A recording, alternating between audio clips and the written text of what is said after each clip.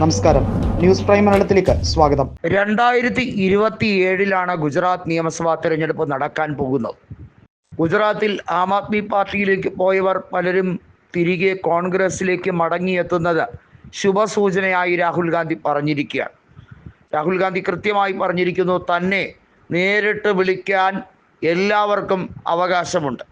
കോൺഗ്രസിനകത്ത് നിന്നുകൊണ്ട് കൃത്യമായും കോൺഗ്രസിനെ ചതിക്കുന്ന ചില നേതാക്കളുടെ വരെ തനിക്ക് ലഭിച്ചിട്ടുണ്ട് എന്നും അവരാരും ഇനി ആ പാർട്ടിയിൽ ഉണ്ടാവുകയില്ലെന്നും വ്യക്തമാക്കിയിരിക്കുകയാണ്. നിലവിൽ ഗുജറാത്തിലെ PCC അധ്യക്ഷനായിട്ടുള്ള ജഗദീഷ് ഠാക്കൂർ നിലവിൽ ഒരു വലിയ ടാലന്റ് ഹണ്ടിലേക്ക് നീങ്ങുകയാണ്.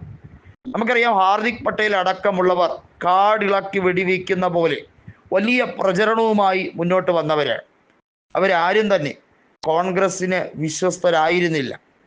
അവരൊക്കെ തുടക്കകാലത്തിൽ കോൺഗ്രസ് പ്രസ്ഥാനവുമായി അടുത്തെങ്കിൽ പോലും അവരുടെയൊക്കെ ഉദ്ദേശശുദ്ധി കൃത്യമായി മനസ്സിലാക്കണമായിരുന്നു എന്ന തിരിച്ചറിവാണ് രാഹുൽ ഗാന്ധിക്കുണ്ടായത്.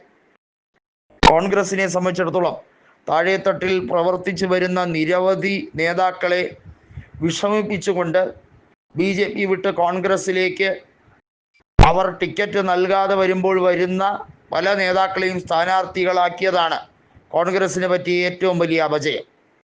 അവരെയൊക്കെ ശക്തമായി ബൂത്ത് തലത്തിൽ വരെ പ്രതിരോധിക്കുന്ന കോൺഗ്രസ് നേതാക്കളുടെ നിർവീര്യം കെടുത്തുന്ന നിലപാടായിരുന്നു സ്വീകരിച്ചത് എന്നതുകൊണ്ട് തന്നെയാണ് 2022 നിയമസഭാ തെരഞ്ഞെടുപ്പിൽ കോൺഗ്രസിന് ഇത്രയധികം വോട്ട് ഷെയറിൽ വരെ ഇടിവ് സംഭവിച്ചത് എന്ന യാഥാർത്ഥ്യമാണ് ഇപ്പോൾ മനസ്സിലാക്കുന്നത്. ഗുജറാത്തിൽ വേണ്ടത് ഒരു വലിയ പരിവർത്തനം തന്നെയാണ്. നേരത്തെ BJPക്ക് വലിയ വെല്ലുവിളി ഉയർത്താൻ കഴിയുമെന്ന് കേശുഭായ് പട്ടേൽ ഉൾപ്പെടെയുള്ളവർ പറഞ്ഞെങ്കിലും അവരുടെ ആരുടെയും ഒരു മുന്നേറ്റം കാണാൻ കഴിഞ്ഞില്ല. ഗുജറാത്ത് പരിവർത്തൻ പാർട്ടി GPP സ്ഥാപിച്ച് BJP വിട്ട കേശുഭായ് പട്ടേൽ കൃത്യമായും BJP നേതൃത്വത്തിന് ഒരു വെല്ലുവിളിയാകും എന്ന് വിചാരിച്ച കണക്കുകളൊക്കെ തെറ്റി. ആം ആദ്മി പാർട്ടി പിന്നീട് ഒരു വെല്ലുവിളിയാകും എന്ന് വിചാരിച്ചെങ്കിലും വാസ്തവത്തിൽ അവർ BJPയുടെ B ടീം ആയിരുന്നു എന്ന യാഥാർത്ഥ്യമാണ് തിരിച്ചറിയുന്നത്. ഇവിടെയാണ് രാഹുൽ ഗാന്ധി മറ്റൊരു ഉപാധി മുന്നോട്ട് വയ്ക്കുന്നത്. ബൂത്ത് തലത്തിൽ വരെ പ്രവർത്തകരെ സജ്ജീകരിക്കുന്ന ഒരു മഹാറാലി സംഘടിപ്പിക്കാനാണ് രാഹുലിൻ്റെ തീരുമാനം. അഹമ്മദാബാദിൽ നിന്ന് തുടങ്ങുന്ന ആ മഹാറാലി ഒരുപക്ഷെ ഇന്ത്യ ഇന്നേ വരെ കണ്ടിട്ടില്ലാത്ത ഏറ്റവും വലിയ ശക്തമായ ഒരു മുന്നേറ്റ പ്രക്ഷോഭമാക്കി മാറ്റാനുള്ള തീരുമാനം. സർദാർ വല്ലഭായ് പട്ടേലിനെ BJP അനുഭാവ നേതാവാക്കിയും RSSുമായി ബാന്ധവമുള്ള നേതാവാക്കിയും ചരിത്രത്തെ വളച്ചൊടിക്കാൻ ശ്രമിക്കുന്ന നരേന്ദ്രമോദിയുടെയും അമിത്ഷായുടെയും സ്വാർത്ഥ താല്പര്യങ്ങളെ പൊളിച്ചെടുക്കേണ്ടതിൻ്റെ അനിവാര്യതയും വ്യക്തമാക്കുകയാണ്.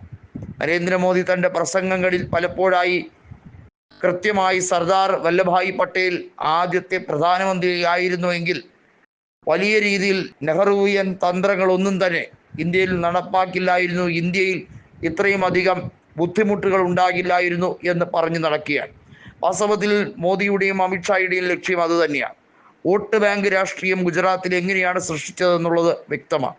ചരിത്രത്തെ വളച്ചൊടിച്ച് പല മഹാന്മാരെയും RSSുമായി ബന്ധപ്പെടുത്തിയെടുക്കുക എന്നതാണ് ഇപ്പോൾ ഗുജറാത്തിൽ മാത്രമല്ല ഇന്ത്യയിൽ ഒട്ടുക്കം ശ്രമിക്കുന്നതെന്നും രാഹുൽ ഗാന്ധി പറഞ്ഞു.